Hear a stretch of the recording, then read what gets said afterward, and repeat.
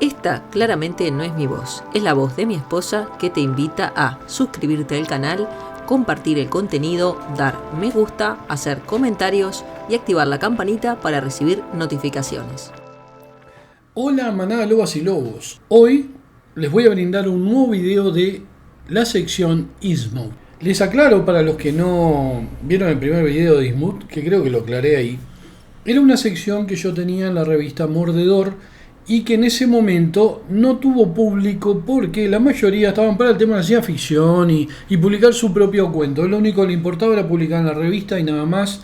Le chupaba un huevo cualquier sección que no fuera su propio cuento. La gente es así, obviamente por eso la revista en este momento no es la misma. La revista ahora es una revista que mi esposa Nazarena y yo hacemos por amor al arte y sobre cosas que nos gustan o que son originales. Ya no nos interesa darle una mano a nadie. La verdad, cada uno que se dé una mano, porque en los momentos difíciles esta gente sale corriendo y se une a tu enemigo para publicar en otras revistas. La verdad que el mercenarismo de la gente que escribe, no de los escritores. Los escritores en general no son mercenarios. Lo que sí son mercenarios son la gente que escribe. Un Stephen King es un escritor, pero tiene más una onda de la gente que escribe. No es un escritor como un Scott Fitzgerald, como un Bukowski, como un John Fante, como un Hemingway. No, es un tipo que escribe y escribe mucho, se dedica a escribir. Entonces lo pueden llamar escritor, pero su impronta es la de un mercenario, un tipo de que las letras le dieron de comer y se dedica a eso, nada más. Para mí es un random de la literatura, lo mismo que un Brandon Sanderson, toda esa gente, son random de la literatura. Pero en este caso, en mi sección de Eastmouth, vamos a hablar de escritores de verdad. Lovecraft, Machen, Powell y Berkshire y qué es el pecado. Eso va al final y es prácticamente una parte de una obra de Machen.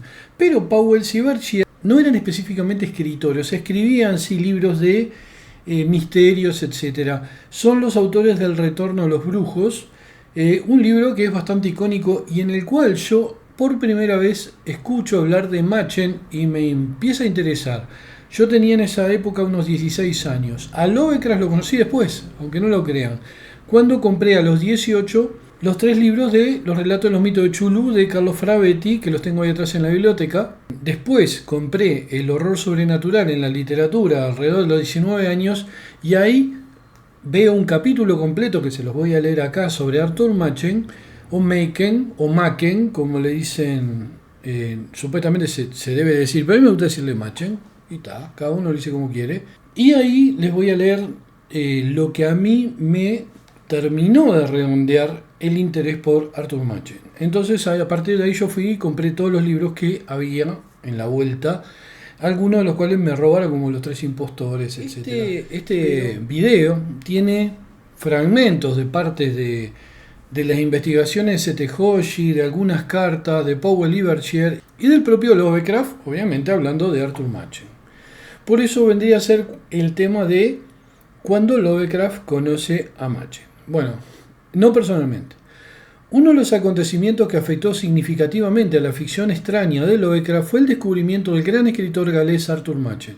Al igual que con su descubrimiento de Ambrose Bierce y Lord Dunsany en 1919, es curioso que no lo hubiera leído antes, ya que el mejor momento de Machen fue en la década de 1890 y en 1923 ya se consideraba que había hecho sus mejores trabajos. No se olviden que Lovecraft nació en 1890.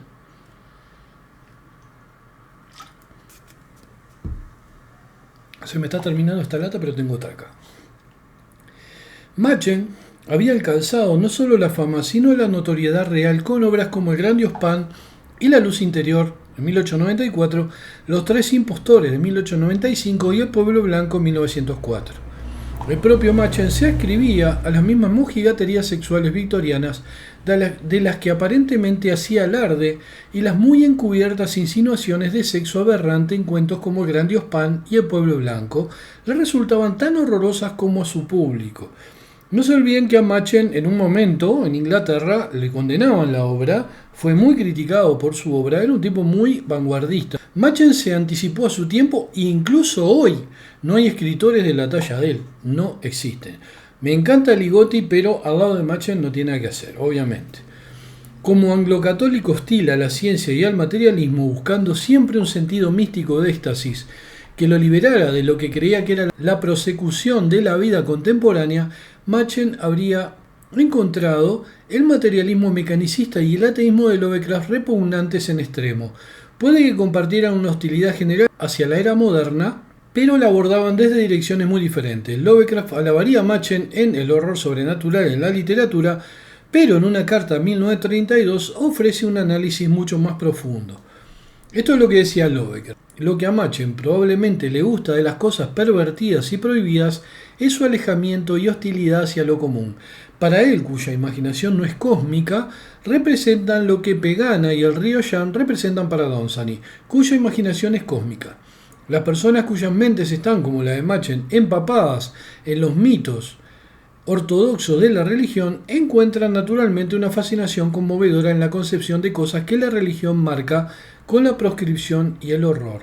Estas personas se toman en serio el concepto artificial y obsoleto de pecado y lo encuentran lleno de oscuros alicientes. Por otro lado, personas como yo, con un punto de vista realista y científico, no ven ningún encanto o misterio en las cosas prohibidas por la mitología religiosa. Reconocemos el primitivismo y la falta de sentido de la actitud religiosa y, por consiguiente, no encontramos ningún elemento de desafío atractivo o escape significativo en aquellas cosas que resultan contrarias a ella. Toda la idea del pecado con sus matices de fascinación impía es en 1932. No se olviden que Lovecraft falleció en 1937, 5 años después de esta carta. Ya en esta etapa estaba mucho más maduro respecto a la visión que tuvo de Machen cuando recién lo conoció. O sea, acá él tiene la discrepancia con Machen justamente porque Lovecraft era un materialista y un ateo, o sea, no creía en dioses. Por eso lo que él crea con el género Weird, crea una mezcla de ciencia ficción con horror que no tiene nada que ver con el horror puro y duro sobrenatural de Arthur Machen. La suciedad y la perversión que para la mente continúa Lovecraft, ¿no?, obsoletamente ortodoxa de Machen significaban profundos defectos de los fundamentos del universo, significan para nosotros solo una especie más bien prosaica y desafortunada de desajuste orgánico, no más espantoso y no más interesante que un dolor de cabeza, un ataque de cólicos o una úlcera en el dedo gordo del pie. Eso es lo que dijo Lovecraft, ¿no? Y sin embargo, como Machen siente tan sinceramente la sensación de pecado y transgresión en aquellas cosas que la religión marca con la ilegalidad y el horror, consigue transmitir sus sentimientos al lector de tal manera que su obra sigue siendo poderosa y eficaz. El propio Lovecraft llegó a considerar El pueblo blanco como el mejor relato de ficción extraña de todos los tiempos, después de Los sauces de Algernon Blackwood, pero después lo cambió. O sea, después puso Los sauces en primer lugar. No toda la ficción de Machen debe considerarse horror y algunas de sus obras más exitosas y artísticamente acabadas están solo en el límite de lo extraño. La novela corta Un fragmento de vida constituye un exquisito sondeo de los misterios y las maravillas de la vida ordinaria que retrata a una pareja de burgueses estirados en Londres que sienten la llamada de su ascendencia y regresan a su Gales natal. En cuanto a La colina de los sueños de 1907, esa descripción de la angustia de la creación artística, Lovecraft se entusiasmó cuando la leyó. Lovecraft dijo: "Y yo he leído La colina de los sueños, sin duda una obra maestra, aunque espero que no sea tan autobiográfica como afirman algunos críticos. No me gustaría pensar en Machen mismo como ese joven neurótico con sus sentimentalismos descuidados, su sofá de espinas, sus excentricidades urbanas y todo eso. Pero Pegana, qué imaginación. Quita la histeria emocional y tienes un personaje maravillosamente atractivo. Qué vívida es esa exquisita ensoñación romana, aunque el espíritu sea tristemente poco romano. Machen es un titán, tal vez el mejor autor vivo, y debo leer todo lo que ha escrito". O sea, yo opino igual. Opino que Machen es el más grande escritor de horror de todos los tiempos y uno de los mejores escritores de todos los géneros.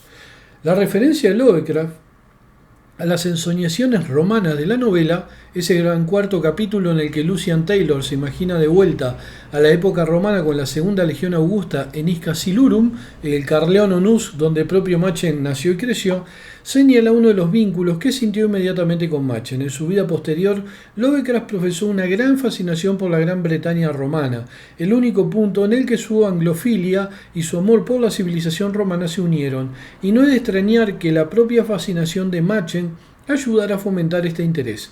Aunque Lovecraft leyó obedientemente todo lo que pudo de Machen, su extravagante tratado sobre estética hieroglyphics and Open Ecstasy en literatura de 1902, la curiosa novela de divulgación de Secret Glory de 1922, sus 3 deliciosas autobiografías Far of Sin de 1922, Sin Near and Far de 1923 y The London Adventure de 1924, incluso obras menores como The Cunning Wonder de 1926, un relato de no ficción sobre una extraña desaparición. O sea, fueron los relatos de horror los que permanecieron más cerca de su corazón. En particular, toda una serie de obras, incluyendo Pueblo Blanco, La pirámide resplandeciente, la novela del sello negro, un capítulo de la novela episódica Los tres impostores y otras, hacen uso de las viejas leyendas de la gente pequeña, una raza prehumana que todavía habita de forma encubierta en los lugares secretos de la Tierra y ocasionalmente roban bebés humanos, dejando uno de los suyos atrás, así como la mandrágora. Bueno, hay un tema acá, ¿no? Por ejemplo, La pirámide resplandeciente, yo la compré y la tenía para leerla en mi escritorio y cayeron como 5, entonces yo no sé quién fue, pero uno de ellos se la robó, o sea, se ve que se la metió en la ropa y cuando se fueron vi que no estaba, la busqué por todos lados y nunca más, no la llegué a leer, o sea, obviamente después leí partes en otros libros, pero ese libro me fue robado, lo mismo que Los tres impostores. Los tres impostores de la biblioteca. Por eso no dejen entrar a nadie desconocido en su casa o amigos que traen amigos o conocidos. Vení, te voy a presentar. No, díganle no, gracias. Cierren la puerta de su estudio, donde está la biblioteca. Si la tienen en la sala, adiós, fueron. Si entró gente extraña y tienen un 50% posibilidad de que le roben los libros. Por eso no presten libro, no dejen que la gente venga y se los manosee en la biblioteca. Una vez cayeron en mi casa un idiota que plagia, que se dice escritor, pero es un tipo que plagia, con la mujer que es otra imbécil, y la tipa manoteaba todo mi libro en la biblioteca nazarena, estaba que lo quería estrangular.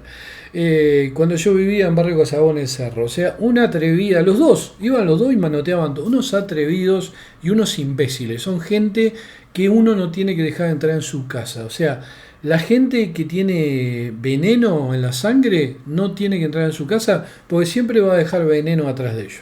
Metafóricamente, ¿no? Hablando. Lovecraft transformaría este mito en algo aún más siniestro en algunos de sus relatos posteriores.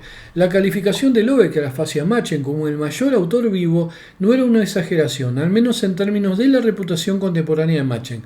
En 1923, Martin Sicker publicó una edición recopilada de su obra en 9 volúmenes. Al año siguiente, Knopf publicó una edición limitada exquisitamente impresa de sus poemas en prosa, Ornaments in Shade. La primera edición de La colina de los sueños alcanzaba sumas enormes en el mercado de libros raros. Machen fue sin duda una figura distintiva y la oscuridad que se ha apoderado de su obra, en parte debido a prejuicio contra la ficción extraña que sigue dominando la comunidad académica, lo ha dejado un poco de lado dentro de lo que son los grandes críticos y las universidades y un largo etcétera. Y aparte vieron que tipos como King ni eso ni lo mencionan a Lovecraft porque Lovecraft logró mucha fama gracias a Derlet, entonces mencionar a Lovecraft te da como un estatus, pero Machen no, porque no lo leyeron, todos estos mongochos no lo leyeron. Él, no menos que Oscar Wilde o Walter Pater, contribuyó a que los decadentistas años 90 fueran lo que fueron, de 1800, ¿no? No los de ahora. Machen murió en 1947. Y aunque incluso su mejor obra se ve empañada por la prolijidad, la falta de forma, incluso cierta autocomplacencia, sigue siendo una sorprendente contribución a la literatura de su tiempo. En una escala mucho menor que la de Lovecraft, Machen sigue atrayendo a un grupo devoto de seguidores que utilizan la pequeña prensa para mantener viva su obra después de una moda. Parece que Lovecraft debió el descubrimiento de Machen a Frank Belknap Long, ya que en una ocasión señala que releía sus libros de Machen. No puedo detectar ninguna influencia de Machen en los cuentos de Lovecraft ante 1926, dice Hoshi, pero la obra del galés se filtró claramente en la imaginación de Lovecraft y acabó apareciendo de forma bastante transformada, pero aún perceptible en algunos de sus relatos más conocidos. En efecto, Lovecraft no había escrito ningún relato desde El miedo que acecha en noviembre de 1922, pero entonces, en cuestión de 2 o 3 meses, escribió 3 en rápida sucesión. Porque, obviamente, Machen lo influenció. A veces uno lee grandes escritores y no puede, después va corriendo a escribir, porque a mí me pasó con Bladud y con Machen, por ejemplo, y obviamente con Lovecraft, que yo los leía y después tenía que escribir. Obviamente a mí no me influencian porque tenemos estilos completamente diferentes, por suerte. O sea, me encantaría escribir como Machen, no copiándole a Machen, sino tener el talento de Machen. Obviamente no lo tengo, pero cada vez que leo a un escritor talentoso me inspira para escribir mi estilo. Bueno, estos relatos que escribió Lovecraft fueron Las ratas en las paredes, Lo innominable y El ceremonial. Los 3 son de considerable interés y el primero sin duda el mejor relato de la primera época de Lovecraft.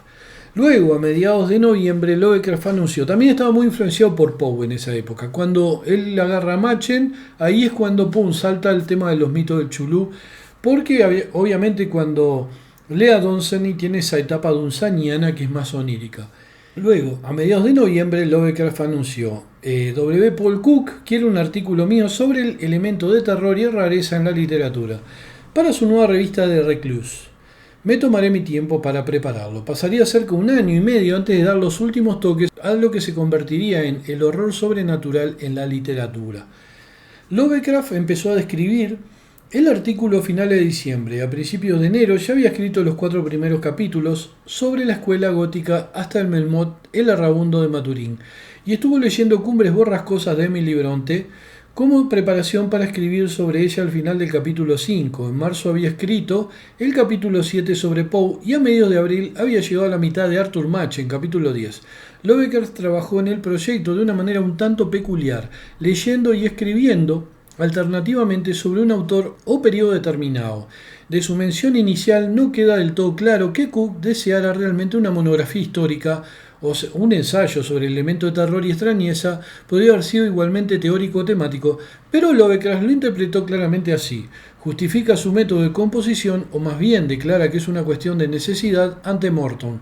Con mi podrida memoria pierdo los detalles de la mitad de las cosas que leo en 6 meses o 1 año, de modo que para dar algún tipo de comentario inteligente sobre los puntos altos que seleccioné, tuve que releer dichos puntos a fondo, así que llegaba hasta el castillo de Otranto de las Walpole, repasaba los episodios de Batek y concluía leyendo nuevamente Cumbres borrascosas de Emily Bronte. O sea, él considera en el libro del horror sobrenatural en la literatura que Castillo de Otranto es la primera novela de horror sobrenatural. Y bueno, cuando digo horror es sobrenatural, pero me gusta decir horror sobrenatural. Ya la palabra horror implica que es sobrenatural y terror implica que no lo es. Horror es justamente miedo con elementos sobrenaturales y terror es miedo con psicópatas, osos, asesinos, tiburones, serpientes gigantes, cosas que se pueden encontrar en la naturaleza, cosas que no son sobrenaturales o mágicas. Su mayor logro tal vez fue designar a Machen, Dunsany, Blackwood y M.R. James como los 4 maestros modernos del relato extraño. O sea, comparto exactamente lo mismo. O sea, M.R. James es el mejor escritor de fantasma. Cuando dicen que hay otros autores de fantasma, M.R. James es el mejor, el maestro indiscutido de todos los que vinieron después. Un juicio, ¿no? Justamente que a pesar de la crítica de Edmund Wilson y otros, ha sido justificado por los estudiosos posteriores. O sea, Edmund Wilson discrepó con esta... de repente no le gustaba Blackwood, no le gustaba Machen, de repente estaba de acuerdo con M.R. James. Había unas discrepancias que después estudiosos posteriores la justificaron, por suerte. De hecho, el único maestro que falta en esta lista es el propio Lovecraft. Obviamente, tendríamos que poner entonces que los mayores maestros del relato extraño son Machen, Dunsany, Blackwood, M.R. James y Lovecraft. Y ahora podríamos agregar a Ligotti. La novela El polvo blanco de Machen en la que un desventurado estudiante toma involuntariamente una droga que lo reduce a una masa oscura y pútrida, hirviente corrupción y espantosa podredumbre, ni líquida ni sólida, sino derritiéndose y cambiando ante nuestros ojos y burbujeando con untuosas burbujas aceitosas como brea hirviendo, estaba en algún lugar de la mente de Lovecraft al escribir Aire Frío. Este relato, mucho más que el horror en Red Hook, es la evocación más exitosa. El horror en Red Hook lo consideran el relato más racista de Lovecraft, pero bueno, es un tema de los ofendidos. Es la evocación, o sea, el Aire Frío, más exitosa de Lovecraft del horror que se encuentra en el bullicio de la única megalópolis verdadera de Estados Unidos. La llamada Chulú es manifiestamente una reelaboración exhaustiva de uno de los primeros relatos de Lovecraft, Dagon, de 1917, y en él encontramos muchos núcleos de la obra posterior: un terremoto que hace emerger a la superficie una masa de tierra submarina, la noción de un monstruo titánico que habita bajo el mar, y aunque esto apenas se insinúa en Dagon, el hecho de que toda una civilización hostil, o, en el mejor de los casos, indiferente a la humanidad, está al acecho en la parte inferior de nuestro mundo. Esta última noción está también en el corazón de los cuentos de Arthur Machen sobre la gente pequeña, y hay de hecho una influencia general de Machen en la llamada de Chulú. Especialmente relevante es la novela Sello Negro, un episodio de Los Tres Impostores, donde el profesor Grave, como Thurston, une trozos de información dispares que por sí mismos revelan poco, pero que cuando se juntan sugieren un horror espantoso que espera la raza humana. El otro día me leí un relato mío, que justamente es un homenaje a la llamada de Chulú, que se llama Las Pequeñas Piedras Talladas, que es una versión popular, o sea, un relato tipo popular de mi país, con gente de mi barrio, con gente que conocí, donde tiene diálogos y cosas que son bastante realistas en lo que respecta a mi cultura, a mi sociedad, ya le digo, a Barrio Casabó, y algunas partes de Barrio Casabó y de la playa de Frigorífico Nacional, y lo leí para ustedes, y después decidí no ponerlo, no subirlo, y el otro día sin querer lo borré. O sea, capaz que un día esto me da y lo leo vuelta, pero es una lástima porque es un relato que yo ya lo he publicado en la revista Mordedor y que tenía ganas de que ustedes lo conocieran. Bueno, como dijo Lovecraft de la gente blanca de Machen, la falta de concreción es la gran base del relato, y eso lo aplicó en El color surgido del espacio. O sea, lo que hace Machen es que no concreta. ¿Vieron lo que le llaman a Lovecraft? Que él describe cada cosa, te dice que tiene tentáculos de tantos metros y que la ciudad es así, asá, relié, o por ejemplo en La sombra sobre Innsmouth describe a los profundos, y Lovecraft era un tipo con mucha imaginación que escribía mucho. Pero Machen era todo lo opuesto. Machen insinuaba todo y nunca te decía específicamente cómo eran esas cosas que vivían bajo la tierra, esos miembros del pueblo blanco. Él te daba a entender todo de forma indirecta porque era un maestro del horror. O sea, es lo que dice Lovecraft. La fuerza de Machen está en la falta de concreción. Entonces, Lovecraft lo hace en El color surgido del espacio. O sea, en un sentido importante. De hecho, el horror de Danwich en sí mismo resulta no ser mucho más que un pastiche. La premisa central, la unión sexual de un dios monstruoso con una mujer humana, que tiene mucho que ver con el Gran Dios Pan, está tomada directamente, del Gran Dios Pan de Machen, ¿no? Lovecraft no oculta el préstamo y hace que Armitage diga de los habitantes de Dunwich en un momento dado: Dios mío, qué simplones, muéstrales el Gran Dios Pan de Arthur Machen y pensarán que es un escándalo común de Dunwich. O sea, Lovecraft no plagia nunca, él homenajea, y por eso menciona las obras. Lo mismo pasa con El que susurra en la oscuridad, cuando menciona a Charles Fort y Arthur Machen. Obviamente, él homenajea a sus maestros, que son Machen, que son Dunsany y Poe también, que a pesar de que a mí no me gusta Poe y me parece que la peor etapa de Lovecraft es la que él tiene influencias de Poe, porque es la más simplona de Lovecraft, dentro de todo para él era un maestro. Son etapas que uno va pasando, ¿no?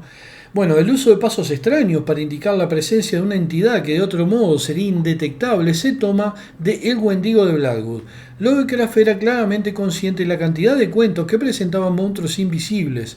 El Lorla de Maupassant, alguna cuya característica, como hemos visto, ya habían sido adoptadas para la llamada de Chulú, que fue de Phil Shane O'Brien, La cosa maldita de Beers, y derivó indicios de cada uno de ellos en su propia creación. El hecho de que Lovecraft tomara en ocasiones prestado de fuentes anteriores no tiene por qué ser una fuente de crítica, ya que normalmente realizaba alteraciones exhaustivas en lo que tomaba prestado, pero en este caso los borrones van más allá de los meros detalles superficiales de la imaginería hasta el núcleo mismo de la trama. Bueno, miren, esta es la lista definitiva de los mejores relatos de horror según Lovecraft.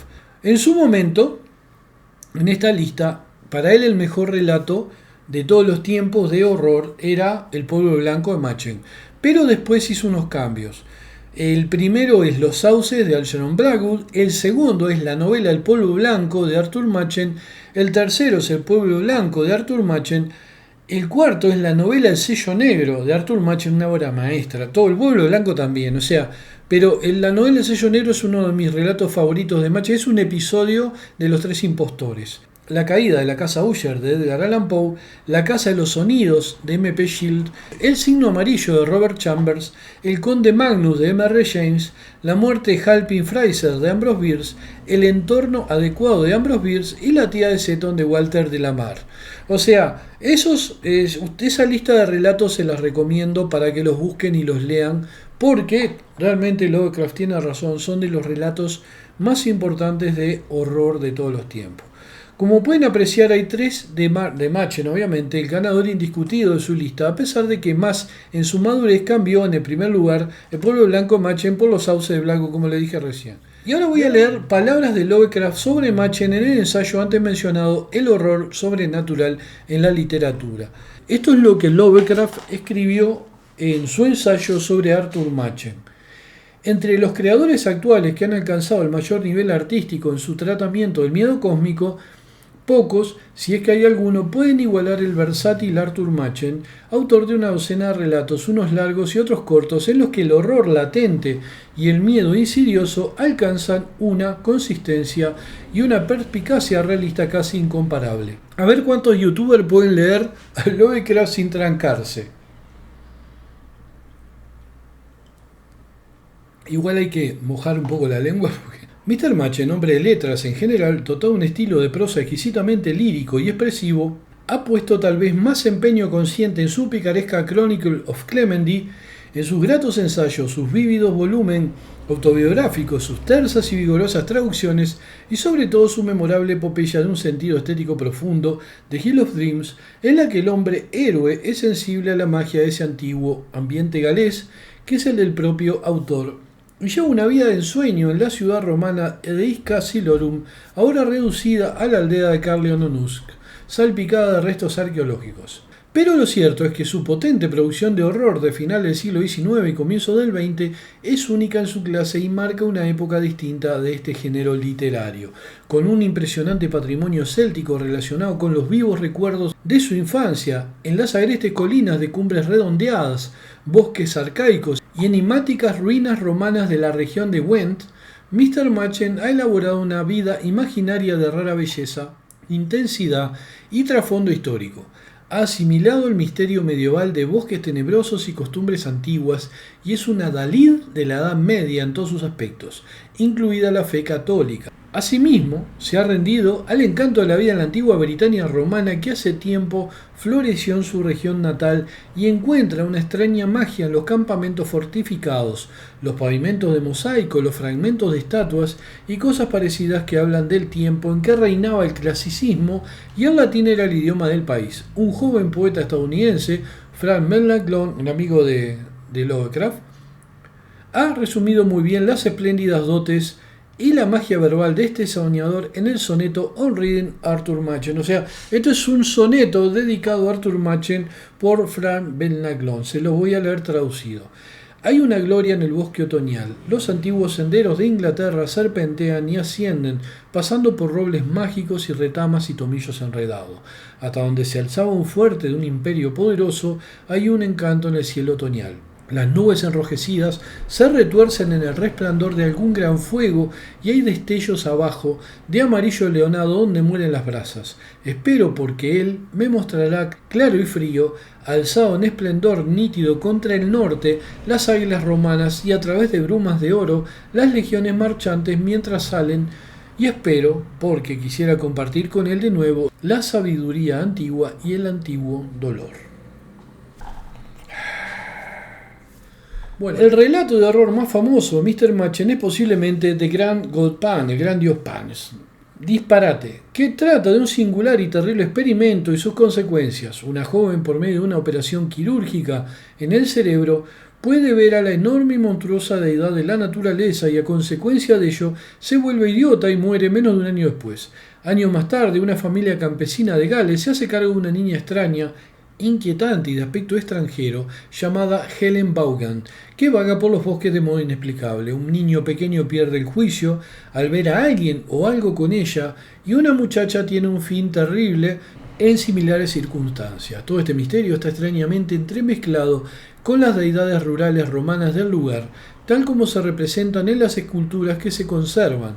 Al cabo de unos años aparece en escena una extraña mujer de exótica belleza que arrastra a su esposo a una situación horrible hasta matarlo, obliga a un artista a pintar cuadros inconcebibles de aquelarre de bruja, causa una epidemia de autoinmolaciones entre los hombres que tienen trato con ella y por último se descubre que frecuenta los más bajos antros de perversión de Londres, donde hasta los más insensibles degenerados se escandalizan ante sus atrocidades. Nunca te van a decir qué son, Machen nunca te va a decir qué son, pero obviamente tu cabeza pútrida va a buscar lo más aberrante y eso es lo bueno que tiene Machen, ¿no? Te deja que vos imagines dentro de tus posibilidades qué serían atrocidades de una mujer joven que escandalizaría hasta los más insensibles degenerados. Bueno, al cambiar impresiones astutamente, los que habían oído hablar de ella en varias etapas de su carrera descubren que esa mujer es la niña Helen Vaughan y que es retoño, de padre no mortal, de la joven a la que se le practicó la operación en el cerebro.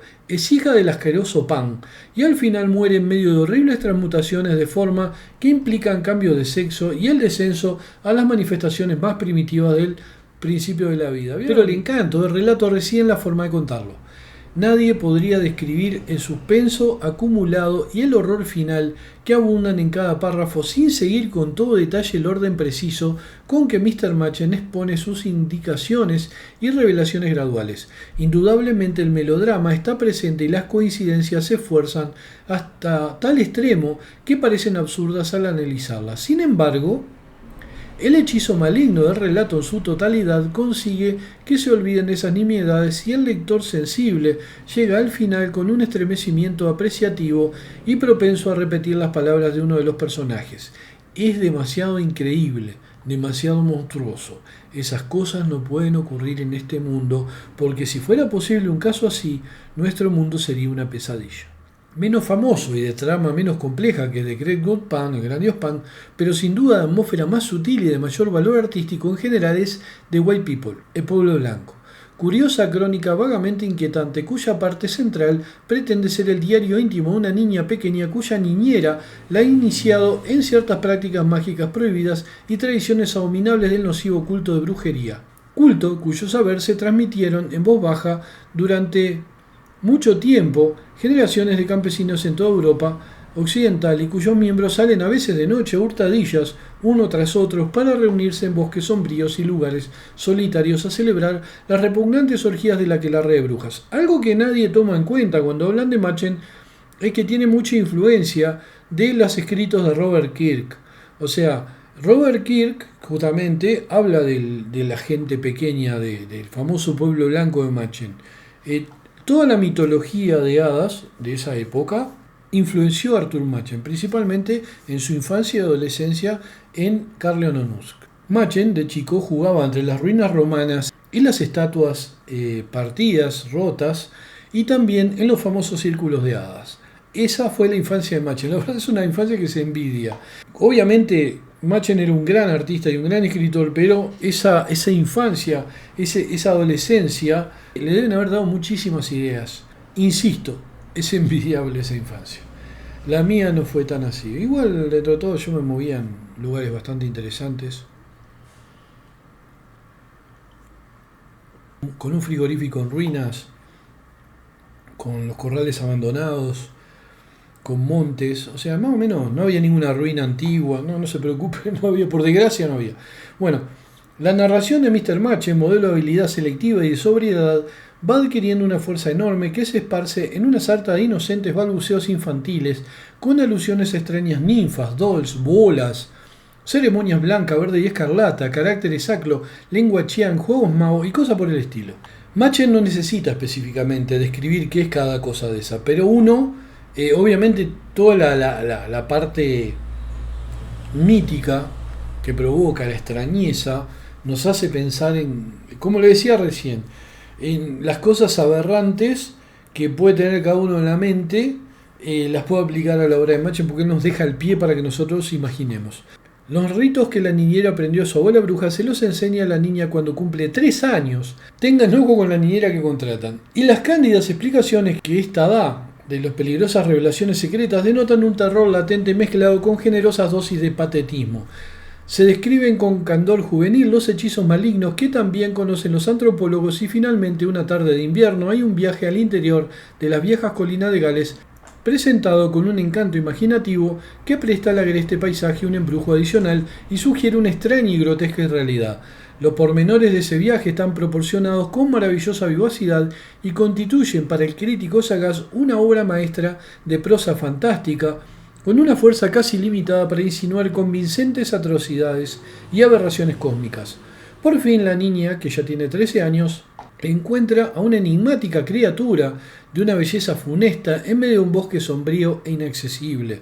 Huye sobrecogida, pero sigue alterada de manera permanente y vuelve a visitar el bosque repetidas veces. Al final, el horror se apodera de ella, en cierto modo, prefigurado vilmente por una anécdota del prólogo, pero se envenena a tiempo.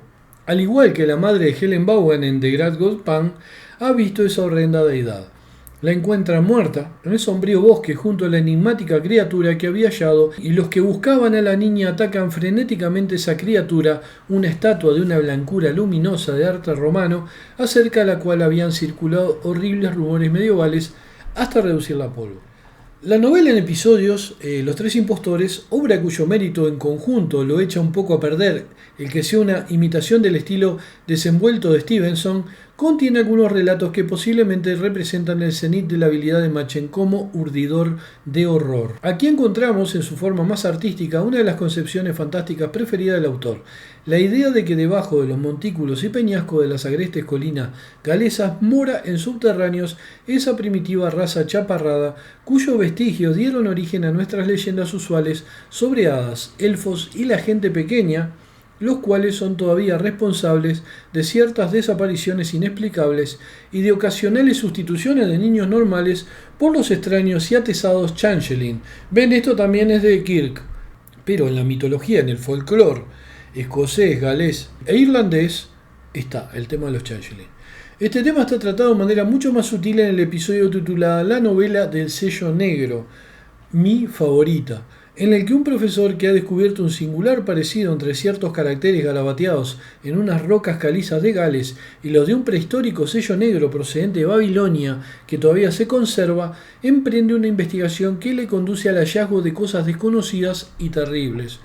Un curioso pasaje del geógrafo de la antigüedad Solino, una serie de misteriosas desapariciones en las comarcas más remotas de Gales, un extraño idiota, hijo de una mujer campesina, a la que un susto ha trastornado sus facultades mentales, el idiota de ser presidente de acá de Uruguay. Todas esas cosas sugieren al profesor una horrenda relación y una situación horrible para cualquiera que sea partidario de la raza humana y la respete. Contrata al chico idiota, que en todo momento farfulla extrañamente con repulsiva voz sisiante y sufre raros ataques de epilepsia. Una noche después de uno de esos ataques en el despacho del profesor aparecen inquietantes olores e indicios de presencias anormales y poco después el profesor deja un voluminoso documento y se interna en las misteriosas colinas con febril expectación y un extraño pánico en el corazón. Jamás regresa, pero junto a una fantástica piedra de aquella agreste región encuentra su reloj, su anillo y el dinero que llevaba atados con una cuerda de tripa y envueltos en un pergamino que tiene grabados los mismos caracteres terribles que el sello negro babilónico y la roca de las montañas galesas. El voluminoso documento es lo bastante explícito como para suscitar las más horrendas perspectivas.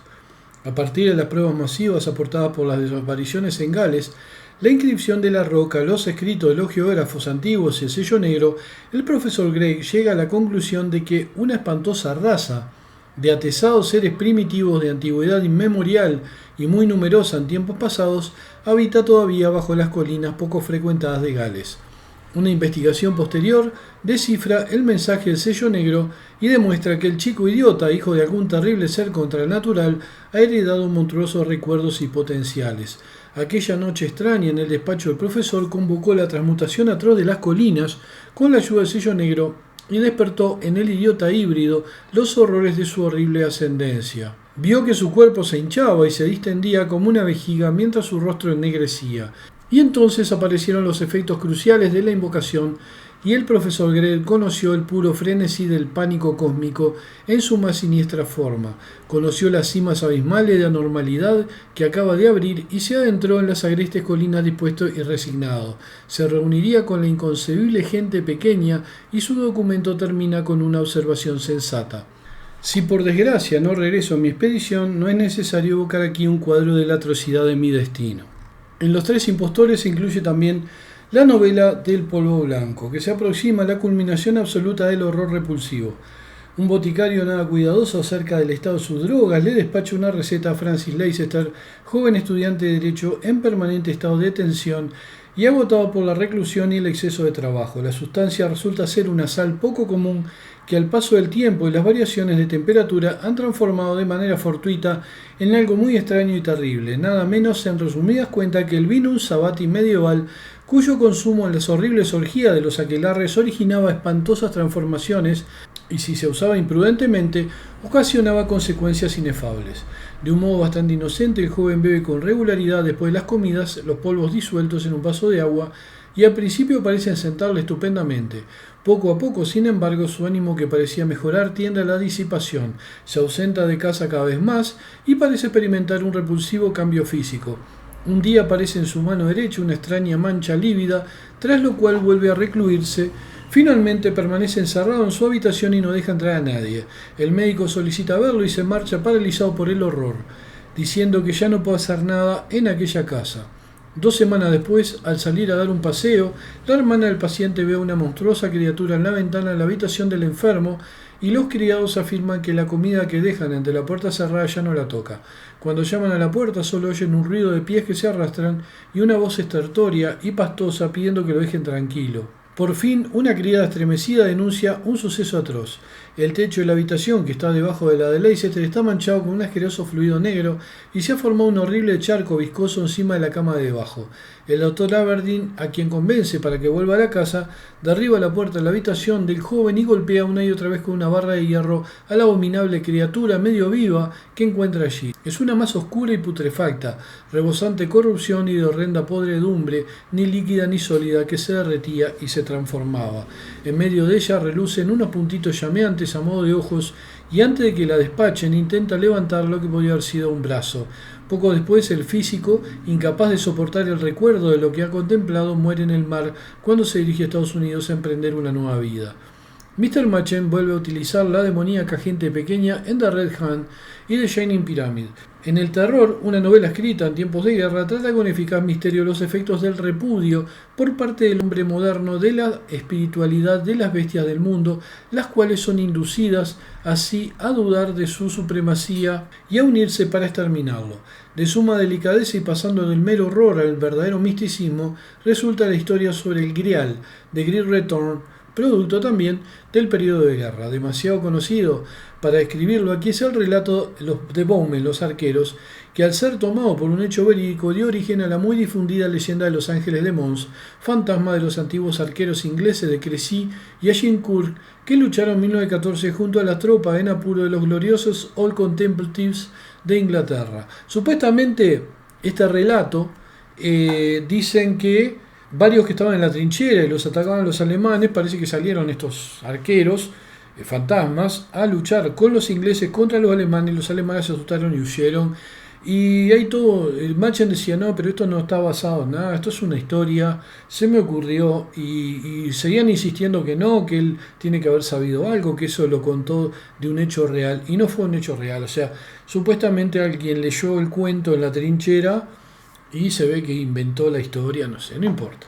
Bueno, como cereza de la torta, ahora sí, esto ya no es Lovecraft, leeré algunos fragmentos de Machen escritos por Powles y Bergier en su libro El retorno de los brujos, libro donde conocí la existencia de Machen y fue anterior a mi lectura del ensayo de Lovecraft. Esto lo dice Machen: a nuestro alrededor existen sacramentos del mal como existen sacramentos del bien, y yo creo que nuestra vida y nuestros actos se desarrollan en un mundo insospechado, lleno de cavernas, de sombras y de moradores crepusculares.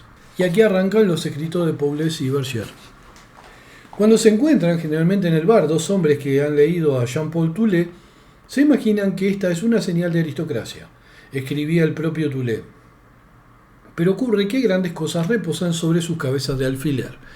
Gracias a este escritor menor y simpático, ignorado a despecho de algunos admiradores fervientes, ha llegado hasta nosotros el nombre de Arthur Machen, apenas conocido por 200 personas en Francia. A fuerza de escudriñar nos hemos dado cuenta de que la obra de Machen, que comprende más de 30 volúmenes, es de un interés espiritual sin duda superior a la obra de H.G. Wells. Prosiguiendo nuestras investigaciones sobre Machen, descubrimos una sociedad secreta inglesa compuesta de espíritus de calidad. Esta sociedad, a la cual debe Machen una experiencia interior determinante y lo mejor de su inspiración, es desconocida incluso de los especialistas. En fin, ciertos textos de Machen, y sobre todo el que les daremos a leer, arrojan una luz sobre una noción poco corriente del mal, absolutamente indispensable para la comprensión de los aspectos de la historia contemporánea que estudiamos en esta parte de nuestro libro. Al final hay un fragmento de Machen hablando sobre el tema del pecado que está increíble. Bueno, así pues, si nos lo permiten, antes de entrar en el meollo de nuestro tema, les hablaremos de este hombre tan curioso. La cosa empezará con la pequeña historia literaria de un pequeño escritor parisiense llamado Toulet y terminará con la apertura de una gran puerta subterránea detrás de la cual humean todavía los restos de los mártires y las ruinas de la tragedia nazi que conmovió al mundo entero. Esto es posterior, obviamente, a la Segunda Guerra Mundial, etc. Los caminos del realismo fantástico, no se olviden que Francia estuvo ocupada por los nazis, hicieron matanzas. Los caminos del realismo fantástico, según pueden ver una vez más, no se parecen a los caminos ordinarios del conocimiento. En noviembre de 1897, un amigo, bastante inclinado a las ciencias ocultas, dio a leer a Paul-Jean Toulet la novela de un escritor de 34 años completamente desconocido, El Gran Dios Pan. Este libro, que evoca el mundo pagano de los orígenes, no definitivamente extinguido, sino que perdura discretamente y nos arroja de vez en cuando su dios del mal y sus diablos provistos de orcas, impresionó a Toulet y le decidió a entrar en la literatura. Se puso a traducir El Gran Dios Pan y, pidiendo prestado a Machen su decorado de pesadillas, las malezas entre las que oculta el Gran Pan, escribió su primera novela, Monsieur Dupart, Hombre Público. Monsieur Dupart fue publicado a finales de 1898 por la editorial Simonis MP y no tuvo el menor éxito. Desde luego no es una obra importante y nada sabríamos de ella si M. Henry Martineau, gran estendaliano y amigo de Toulet, no hubiese resuelto 20 años más tarde reeditar esta novela a sus costas en la edición del Diván. Historiador minucioso y amigo abnegado, M. Henry Martineau quería demostrar que Monsieur Dupart era un libro inspirado por la lectura de Machen, pero a pesar de ello, original. De este modo llamó la atención unas pocas gentes de letras sobre Arthur Machen y su Gran Dios Pan, exhumando la escasa correspondencia entre Toulet y Machen. En esto quedaron Machen y su inmenso genio en la camaradería literaria de los comienzos de Toulet. En febrero de 1899, Paul-Jean Toulet, que intentaba desde hacía un año publicar su traducción del Gran Dios Pan, recibió la siguiente carta del autor escrita en francés. O sea, esta carta se la mandó a Toulet Arthur Machen. Querido colega, ya veo que no hay nada que hacer con el Gran Dios Pan en París. Sí, así es, estoy realmente desolado, desde luego, por el libro en sí, pero sobre todo porque había puesto mis esperanzas en los lectores franceses. Pensé que si probaban el Gran Dios Pan vestido a la francesa y lo encontraban bueno, tal vez habría encontrado mi público. O sea, ¿se dan cuenta de la humildad de estos monstruos? ¿No? ¿Vieron lo que hizo Stephen King? Esta basura. Estos eran los mejores escritores de horror de todos los tiempos. Y la humildad que tenían, que sudaban los tipos, era increíble. O sea, es increíble que un tipo como Machen consideraba que había encontrado su público. Lo que pasa fue vilipendiado por la forma de escribir de él, porque era bastante chocante para la época, como por ejemplo el Pueblo Blanco. Aquí sigue diciendo Machen: nada puedo hacer. Escribo y sigo escribiendo, pero es absolutamente igual que si lo hiciera en un escritorio monástico de la Edad Media. Es decir, que mis obras permanecen para siempre en el infierno de las cosas inéditas. Tengo en mi cajón un pequeño volumen de cuentos muy cortos que titulo Ornaments in Shade. Su librito es muy lindo, me dice el editor, pero me es imposible publicarlo. Me ha pasado a mí antes. Después por suerte ya no, pero cuando era más pibe me pasó un par de veces. También hay una novela, The Garden of Favalenius, de unas 65.000 palabras. Es un arte sine peccato, dice el buen editor, pero chocaría a nuestro público inglés. En este momento estoy trabajando en un libro que también se quedará, estoy seguro de ello, en la Isla del Diablo. En fin, querido colega, sin duda le parecerán trágicas o mejor tragicómicas estas aventuras de un escritor inglés, pero como le digo antes, tenía puestas esperanzas en su traducción de mi primer libro. El gran Le Grand Dupont apareció por fin en la revista Le Plume en 1901 y después se editó gracias a esta revista. Pasó inadvertido. Solo Maeterlinck se sintió impresionado. Agradezco profundamente la revelación de esta obra bella y singular. Es, según creo, la primera vez que se ha intentado realizar la mezcla de lo fantástico tradicional o diabólico con lo fantástico nuevo o científico, de cuya mezcla ha nacido la obra más turbadora que conozco, pues afecta al mismo tiempo a nuestros recuerdos y a nuestras esperanzas. Arthur Machen nació en 1863 en el país de Gales, en Carleon-on-Usk, minúsculo pueblo que fue sede de la corte del rey Arturo, y desde el cual los caballeros de la mesa redonda partieran en busca del Grial. Cuando sabemos que Himmler, en plena guerra, organizó una expedición para buscar el vaso sagrado, enseguida hablaremos de ello, y cuando para iluminar la historia nazi secreta tropezamos con un texto de Machen y descubrimos enseguida que este escritor nació en aquel pueblo, cuna de los temas wagnerianos, debemos decirnos una vez más que, para todo el que sepa ver, las coincidencias visten hábitos luminosos. Machen se instaló en Londres siendo muy joven, y allí vivió asustado, igual que Lovecraft en Nueva York. Estuvo unos meses de dependiente en una librería, después hizo de preceptor y se dio cuenta de que era incapaz de ganarse la vida en sociedad. Se puso a escribir en medio de un extremado agobio material y de un infinito cansancio. Durante un largo periodo vivió de las traducciones, la memoria de Casanova en 12 volúmenes por 30 chelines a la semana durante 2 años. Heredó una pequeña suma a la muerte de su padre, que era pastor protestante, y teniendo asegurada la comida y el fuego por un tiempo, prosiguió su obra con el sentimiento creciente de que un inmenso golfo espiritual le separaba de los otros hombres, y de que tenía que aceptar cada vez más esta vida de Robinson Crusoe del alma. En 1895 se publicaron sus primeros relatos fantásticos. Son El gran Dios Pan y la luz interior. Afirman ellas que el gran pan no ha muerto y que la fuerza del mal, en el sentido mágico de la palabra, esperan constantemente a algunos de nosotros para llevarlos al otro lado del mundo. En ese mismo tono, publicó el año siguiente Le Poudre Blanche, que es su obra más sólida después de Secret Glory, una obra maestra escrita en los 60 años, Pueblo Blanco. A los 36, después de 12 años de amor, perdió a su esposa. No hemos estado 12 horas separados en estos 12 años. Puede pues imaginarse lo que he sufrido y sufro aún todos los días. Si deseo ver impresos mis manuscritos es para podérselos dedicar todos en estos términos. Autoris anima ad dominam. Vive ignorado en la miseria y con el corazón destrozado. O sea, Machen la pasó horrible. Ahora van a ver cómo terminó gracias a otros escritores. O sea, yo la verdad que lo entiendo. Yo pasé años que no tenía ni para comer. Le pasa a muchos escritores, a muchos grandes. Yo no soy un gran escritor, pero Machen sí. Después de 3 años, a los 39 renuncia a la literatura y se hace actor ambulante. Dice usted que no tiene mucho valor, escribió Tulé. Yo no tengo ninguno. Tampoco que ya no escribo ni una línea, y creo que jamás volveré a hacerlo. Me he convertido en cómico de la legua, he subido al tablado y en este momento actúo en Coriolano. Vaga por Inglaterra con la compañía shakespeariana de Sir Frank Benson. Después ingresa a la del Teatro Saint James. Poco antes de la Guerra del 14, tiene que abandonar el teatro y hace un poco de periodismo para poder subsistir. No escribe ningún libro. En la baraúnda de Fleet Street, entre sus atareados compañeros de trabajo, su extraño rostro meditabundo, sus maneras pausadas y afables de erudito, hacen sonreír a los demás. Para Machen, según puede verse en toda su obra, el hombre está hecho de misterio y para los misterios y las visiones. Lo sobrenatural constituye la realidad. El mundo exterior contiene pocas enseñanzas, a menos que se mire como un depósito de símbolos y de significados ocultos. Solo las obras de imaginación, producto de un espíritu que busca las verdades eternas, tienen posibilidad de ser obras reales y realmente útiles. Como dice el crítico Philip Van Doren Stern, es posible que haya más verdades esenciales en los relatos fantásticos de Arthur Machen que en todos los gráficos y en todas las estadísticas del mundo. Una aventura muy singular conduce de nuevo a Machen a la vida literaria. Gracias a ellos, un hombre gozó de celebridad durante unas semanas y la impresión que esto le produjo le decidió terminar su vida como escritor. El periodismo le pesaba y había perdido la afición a escribir para sí. Acababa de estallar la guerra, hacía falta literatura heroica. Este no era su género.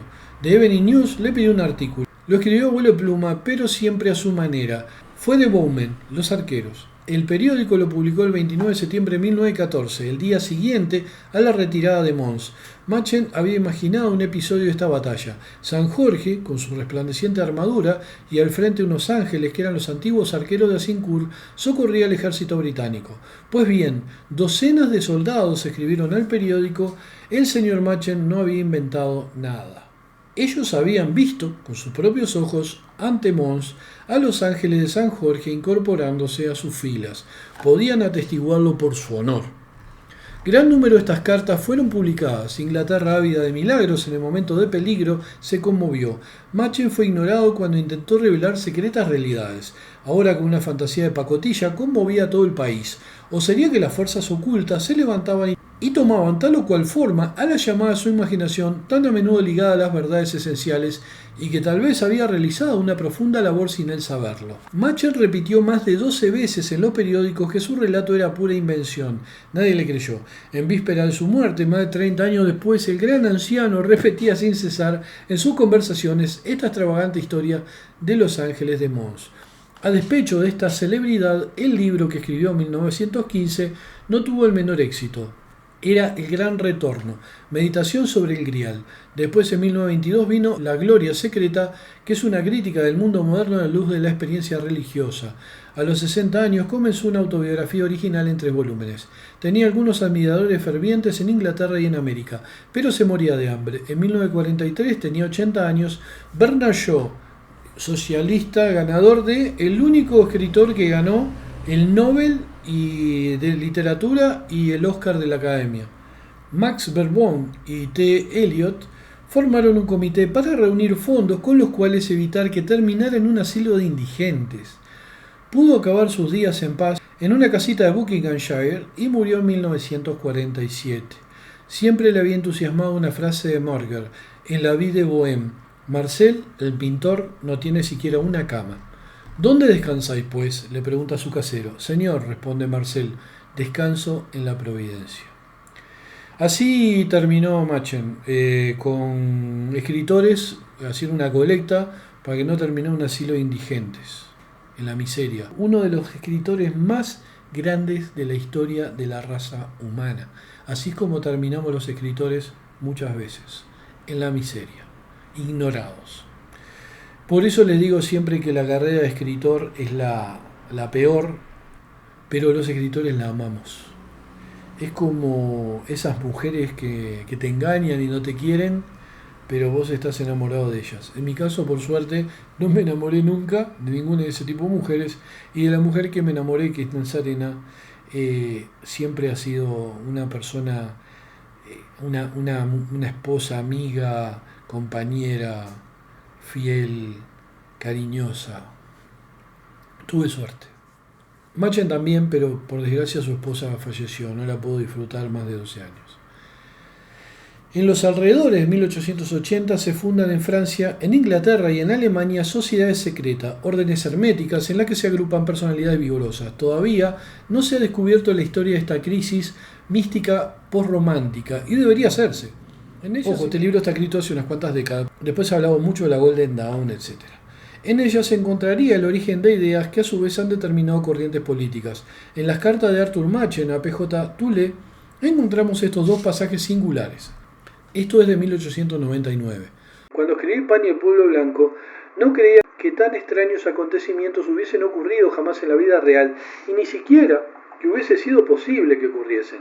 Pero después y muy recientemente se han producido en mi propia existencia experiencias que han transformado por completo mi punto de vista a este respecto. Ahora estaré siempre convencido de que no hay nada imposible en el mundo.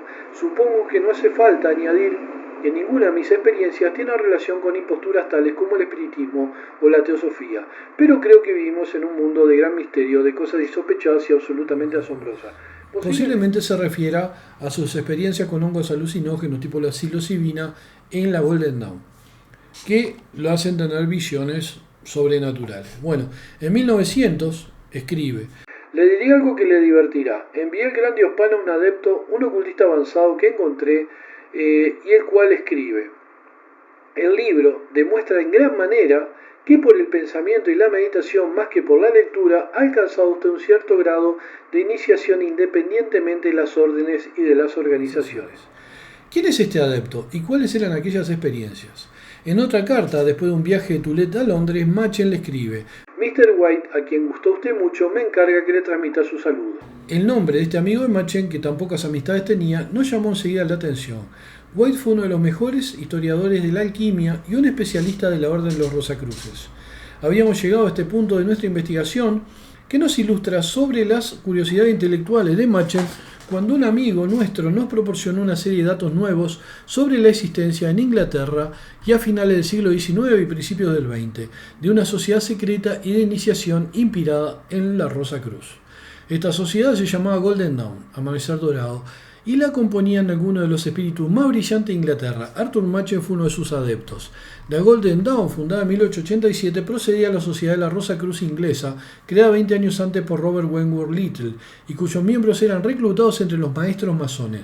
Esta última sociedad estaba constituida por 194 miembros, uno de los cuales era Bulwer Lytton, autor de Los últimos días de Pompeya. La Golden Dawn, todavía más reducida, tenía por objeto la práctica de la magia ceremonial y la obtención de poderes y conocimientos secretos. Sus jefes eran Goodman Mather, Win Westcott, el iniciado de que hablaba Machen a Toulette en la carta del 900, y estaba en relación con sociedades alemanas similares, de las cuales encontraremos más adelante algunos miembros en el famoso movimiento antropósofo de Rudolf Steiner y después en otros movimientos influyentes del periodo prenazi. Después tuvo por jefe a Aleister Crowley, hombre absolutamente extraordinario y uno de los más grandes ingenios del neopaganismo, cuyas huellas encontraremos en Alemania. Después de la muerte de Goodman y la retirada de Westcott, L.S. Mather fue el gran maestro de la Golden Dawn, que dirigió algún tiempo desde París, donde acababa de casarse con la hija de Henry Bergson. Mather fue sustituido en la jefatura de Golden Dawn por el poeta Yeats, que debía recibir más tarde el premio Nobel. Un genio Yeats, o sea, escribe mucho sobre el pequeño pueblo, la pequeña gente. Yeats tomó el nombre de Frere de Meaux et Deus in Versus. Presidía las decisiones vistiendo kilt escocés y llevando un antifaz negro y un puñal de oro al cinto. Arthur Machen había tomado el nombre de Phyllis Aquarty. Una mujer estuvo afiliada a la Golden Dawn, Florence Farr, directora teatral y amiga íntima de Bernard Shaw. También pertenecieron a ella los escritores Blackwood, Stoker, autor de Drácula, y Sass Rohmer, o sea, el que escribió Fu Manchu.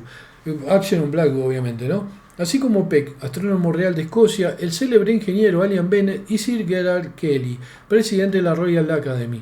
Al parecer, estos espíritus de calidad recibieron una huella imborrable de la Golden Dawn. Según ellos mismos confiesan, su visión del mundo sufrió una transformación y las prácticas a las cuales se entregaban no dejaron de parecerles eficaces para su sublimación.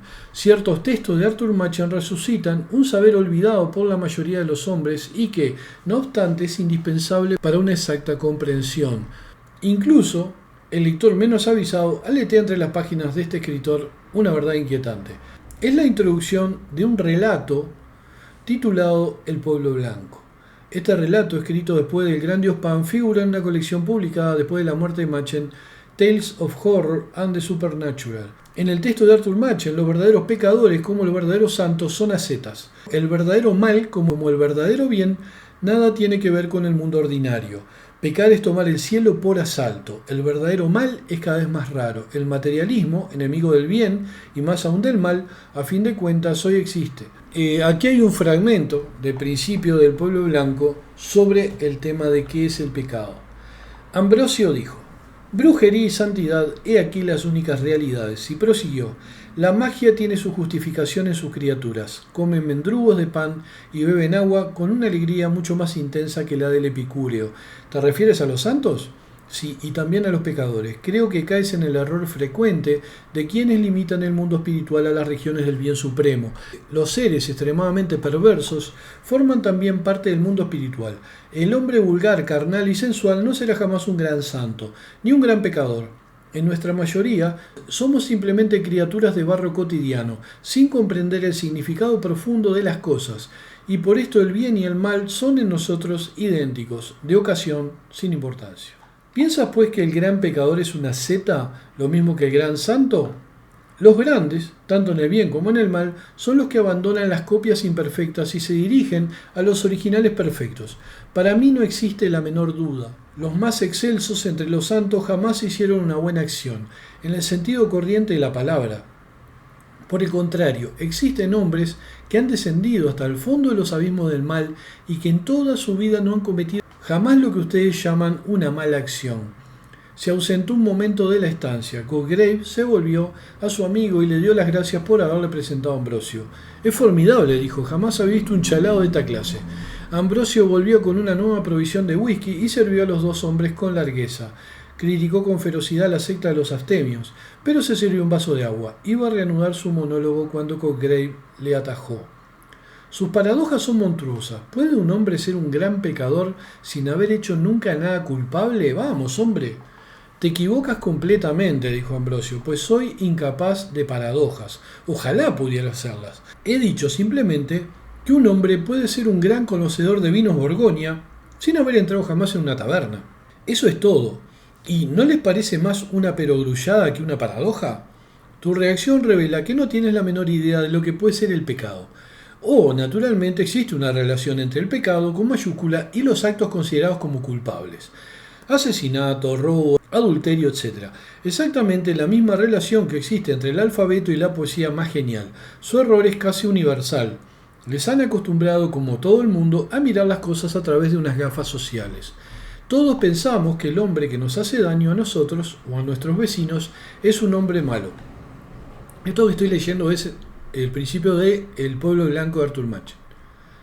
Y lo es, desde el punto de vista social, pero no pueden comprender que el mal, en su esencia, es una cosa solitaria, una pasión del alma. El asesino corriente, como tal asesino, no es en modo alguno un pecador en el verdadero sentido de la palabra. Es sencillamente una bestia peligrosa de la que debemos librarnos para salvar nuestra piel. Yo lo clasificaría mejor entre las fieras que entre los pecadores. Todo esto me parece un poco extraño. Pues no lo es. El asesino no mata por razones positivas, sino negativas. Le falta algo que poseen los no asesinos. El mal, por el contrario, es totalmente positivo, pero positivo en el sentido malo, y es muy raro. Sin duda, hay menos pecadores verdaderos que santos. En cuanto a los que llaman criminales, son seres molestos, desde luego, y de los que la sociedad se viene a guardarse. Pero, entre sus actos antisociales y el mal, existe un gran abismo, créanme. Se hacía tarde. El amigo que había llevado a Cookgrave a casa de Ambrosio había sin duda oído esto otras veces. Escuchaba con sonrisa cansada y un poco burlona, pero Cookgrave empezaba a pensar que su alienado era tal vez un sabio. ¿Sabes que me interesas enormemente?, dijo. ¿Opinas pues que no comprendemos la verdadera naturaleza del mal? Lo sobreestimamos, o bien lo menospreciamos. Por una parte, llamamos pecado a las infracciones de los reglamentos de la sociedad, de los tabúes sociales. O sea, me salgo un poco del texto. Obviamente, cada sociedad, cada cultura tiene tabúes determinados. Lo que para algunas culturas son tabú, para otras no. Por ejemplo, un pueblo africano de Nueva Guinea que sean caníbales, para ellos es algo normal, mientras que para nosotros es una aberración de la naturaleza, a nuestra sociedad. Y hay otras sociedades donde la pedo es algo normal. En la nuestra es una aberración. Es una cuestión cultural. Bueno, es lo que se refiere, y es a lo que se refiere Machen en este momento, y es a lo que se refiere Machen en El pueblo blanco. Continúo leyendo. Es una exageración absurda. Por otra parte, atribuimos una importancia tan enorme al pecado que consiste en meter mano a nuestros bienes o a nuestras mujeres que hemos perdido absolutamente de vista lo que hay de horrible en los verdaderos pecados. Entonces, ¿qué es el pecado?, dijo Cograve. Me veo obligado a responder a su pregunta con otras preguntas. ¿Qué experimentaría si su gato o su perro empezaran a hablarle con voz humana? ¿Y si las rosas de su jardín se pusieran a cantar? ¿Y si las piedras del camino aumentaran de volumen ante sus ojos? Pues bien, estos ejemplos pueden darle una vaga idea de lo que es realmente el pecado. Escuchen, dijo el tercer hombre, que hasta entonces había permanecido muy tranquilo. Me parece que los dos están locos de remate. Me marcho a mi casa. He perdido el tranvía y me veré obligado a ir a pie. Ambrosio y Cograve se arrellanaron aún más en sus sillones después de su partida. La luz de los faroles palidecía en la bruma de la madrugada que helaba los cristales. Me asombra usted, dijo Cograve. Jamás había pensado en todo esto. Si es realmente así, hay que volverlo todo al revés. Entonces, según usted, la esencia del pecado sería querer tomar el cielo por asalto, respondió Ambrosio. El pecado consiste, en mi opinión, en la voluntad de penetrar de manera prohibida en otra esfera más alta. Esto explica que sea tan raro. En realidad, pocos hombres desean penetrar en otras esferas, sean altas o bajas, y de manera autorizada o prohibida. Hay pocos santos, y los pecadores, tal como yo los entiendo, son todavía más raros. Y los hombres de genio, que a veces participan de aquellos dos, también escasean mucho. Pero puede ser más difícil convertirse en un gran pecador que en un gran santo. ¿Porque el pecado es esencialmente naturaleza? Exacto. La santidad exige un esfuerzo igualmente grande o poco menos, pero es un esfuerzo que se realiza por caminos que eran antaño naturales. Se trata de volver a encontrar el éxtasis que conoció el hombre antes de la caída. En cambio, el pecado es una tentativa de obtener un éxtasis y un saber que no existen y que jamás han sido dados al hombre, y el que lo intenta se convierte en demonio. Ya le he dicho que el simple asesino no es necesariamente un pecador, eso es cierto, pero el pecador es a veces asesino. Piense en Gilles de Rais, por ejemplo. Considere que si el bien y el mal están igualmente fuera del alcance del hombre contemporáneo, del hombre corriente, social y civilizado, el mal lo está en un sentido mucho más profundo. El santo se esfuerza en recobrar un don que ha perdido. El pecador persigue algo que no ha poseído jamás. En resumidas cuentas, reproduce la caída. En resumen, ¿qué es el pecado para Machen? ¿Qué es el pecado en el pueblo blanco? Lo que él dice es que, porque él era profundamente religioso, cristiano, para él la santidad es recuperar algo que perdimos, algo que tuvimos, mientras que el pecado es conseguir algo que no tuvimos. La caída, dice él, ¿no? El tema del demonio, y es arrojado hacia el infierno desde el cielo. Entonces, para Machen, justamente, el tema del pecado es muy curioso, es muy interesante, porque recuperar lo que tuvimos es una cosa que no es tan compleja o tan original como tener algo que nunca tuvimos. Eso es el concepto de Arthur Machen, y que justamente Pauwels y Bergier lo manifiestan en su libro El retorno de los brujos. Bueno, se terminó este video, este largo video. Espero que les haya gustado. Den me gusta, compartan, comenten. No se olviden que está mi libro en Amazon. Me olvido decirlo siempre, pero está ahí. Ya voy a ver si en los próximos 2-3 meses publico Las hadas y otros seres de cuidado, donde hay muchos temas que se relacionan con la obra de Machen, con Robert Kirk, etc. Porque justamente es el tema de las hadas. Ojo, son novelas de ficción, son novelas cortas de ficción, como lo son las obras que tengo en el libro que está en Amazon ahora, que es Antiguas Festividades y otros cuentos de horror, donde aparecen relatos con relación al universo Lovecraftiano, a los mitos de Cthulhu. Nos vemos en el próximo video. Da su año.